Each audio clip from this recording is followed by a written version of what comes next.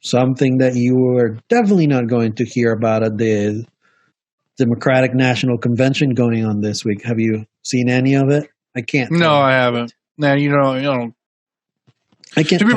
When I found out, when I was to be perfectly honest, when I heard it was Joe Biden who was getting the nod, and then Kamala Harris. Not that I knew much about her, but I heard how tough she was on crime when she was in California as Attorney General. How tough she was on immigration.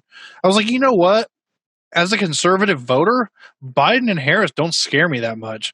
I don't feel like they're going to come in and really do anything that's going to be, that's really going to change the norm than what we have right now. I think the only difference that we'll see if Biden and Harris become president is the media all of a sudden is not going to have anybody to yell at anymore. Yeah, they're not going to care anymore. No. And I don't think Biden is going to win. When I look at the recent polling, you and I have been calling it for months that he's not going to win, even though he had an up on the polls a few weeks ago. It's going down. Now I think it's down to only a 4% lead on national polls, and key states, they're tied. This Harris announcement did not help him at all.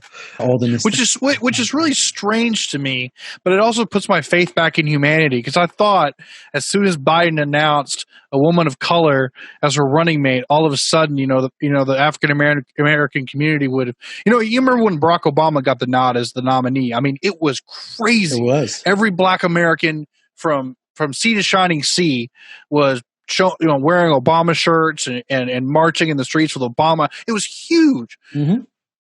You do not see the African American community supporting Biden and Kamala Harris the same way that they supported. But that's the thing. But the thing also is Obama ran on, extreme changes. He ran on the Medicare for All changes. He ran on not as extreme as Bernie Sanders, but he ran on very socialistic standpoints. Yeah. And then he showed up as a president, did nothing progressive his entire time inside of there, and walked away with a terrible healthcare program with his name on it that he was super proud of because he's a narcissistic piece of crap. But the point was, you don't see the same support from minority groups when it comes to Biden and it comes to Harris. And there's no reason why they should support either of them, because they didn't do anything for them while they were in the Senate for however long. Joe Biden's been in the Senate 40 plus years, and Kamala Harris hasn't been in there that long either. But their voting record doesn't show that they're doing anything for the minority community, and their voting record doesn't show that they supported any of the progressive options that came in front of them while they were there. So I'm happy to see that the normal Democratic voting base that normally would be jumping all over this woman of color being nominated as a vice president is now not there. I mean, you don't see that many people out there. I mean, even when Hillary Clinton was nominated as the nominee for the Democratic Party, you still had women everywhere who normally didn't care about politics walking around with Hillary Clinton shirts on just because she was a woman. And this is something progressive for the United States, and we're finally going to have a woman president. You don't see that with Kamala Harris right now.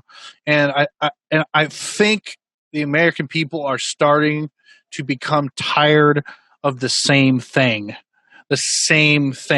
And right now what you're looking at, if you're a Democrat, okay, as a Republican, this is what I want. But if you're a Democrat and you're a leftist and you want progressive change, right now when you're looking at Biden versus Trump, you're looking at the exact same versus the exact same. You're looking at absolutely no difference no matter who you vote for. And I would argue with you that you're looking at a worse for you if you vote for Biden and Harris. You're looking for even worse for you if you vote for Biden and Harris, because here's the biggest problem. The difference between the Republican Party is the Republican Party is not going to lie about doing stuff for you. The Democratic Party is going to lie about doing stuff for you and then not do it. And I guarantee it's going to come up. But I think where Biden is going to lose even more points is when we actually get down to the nitty-gritty and actually have the debates. When he actually gets on stage with Trump. I don't think he's ready.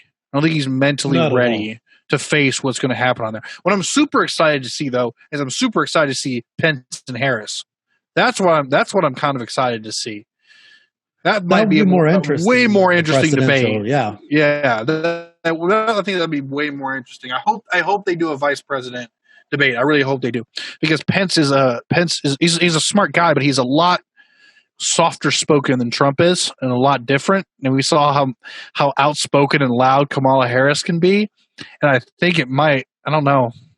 Kind of, she's still a little bit conservative about things. But I mean, you're right. People are looking at Trump and Biden. You would have asked me 3 months ago, and I would have said, Joe Biden is Trump light. And I tweeted this last night because the convention, and I just can't stand it. We used to call them Republican light, just based on the guests that they had at the convention.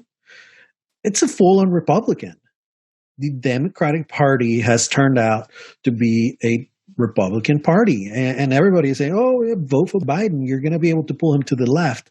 Are you not paying attention to what's going on? Are you not looking at the convention going on when you have John Kerry speaking up there and just all this right-wing military people that have exploited Americans for decades? And trust me, if Biden has not been pulled left in the 40 plus years that he's been a senator, he's not going to be pulled left now. He's not going to be pulled left now. There's no way. There's no way. The same base that was supporting Biden from racial background, right? So you look at black people, it's elderly black people. They're with Biden, name recognition. They link him to Obama, and they think, hey, he's going to do all right. But young people, they're done. They're done with that. They're not going for Biden. They're not going for Trump. Hispanic people, they're split like 50-50 with Trump. Can you believe that? But they have the negative view of Joe Biden. He was a deporter in chief, and he got rid of many immigrants when he was with Obama. Strange. That's not that strange, man. No, that's not that strange. Because the liberal view, they're like, what? Hispanics supporting Trump? What do you expect, man? What do you expect? People are tired of the promises. Nothing gets delivered. Oh, the Democratic Party? Thank goodness they're finally tired of it. They've been getting away with it for decades. A century. Decades. I mean, more. I mean, it's ridiculous. I mean, it's an absolute failure of a party. I mean, it's just they're worthless people,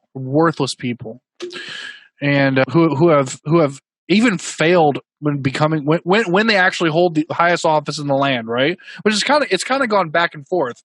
The last few, I guess before it was just Republican, it was just nonstop Republican, and then Democrats took it for a long period of time after the Great Depression. But recently, it's pretty much been back and forth. A Democratic president for 8 years, a Republican president for 8 years, a Democratic president for 8 years. You had Clinton come in and do absolutely nothing but war and war. His war on drugs, his war on immigration, the exporting jobs out of the U.S. Yep. He was the creator of that, with Joe Biden in the background as senator creating the crime bill. So also creating prison labor and incarcerating people, making the U.S. the largest prison state in the world. More than China. And people complain about China and how authoritarian they are. We incarcerate more people here. For crimes that are just created. It's not a crime that is going to impact Jonathan. It's not a crime that is going to impact Paco. It's the crime of being poor. It's the crime of smoking a plant that is not going to do anything to anyone. The crime of being poor is, it's debtors' prisons. That's what you get when you can't afford bail. You get locked up. You basically create a debtor. Well, anytime, really, actually, anything. If you get a speeding ticket, right, and you can't afford to pay it, they're going to arrest you. They're going to put you in jail because you don't have the money to pay for the ticket. So, you create debtor prisons. Absolutely. But if you break the law, there needs to be consequences. I don't agree with. If you break the law, that makes sense, right? The law that is going to impact you and everybody else. If it's a law that was created to have more incarceration, come on. That's why people are protesting. Black Lives Matter is still going. Nobody's covering, but they're still protesting in Portland. The feds left. Now it's the police, and the police are just being just as aggressive as always. There's still protests for Breonna Taylor every single day. I think they're in day 84 or something like that.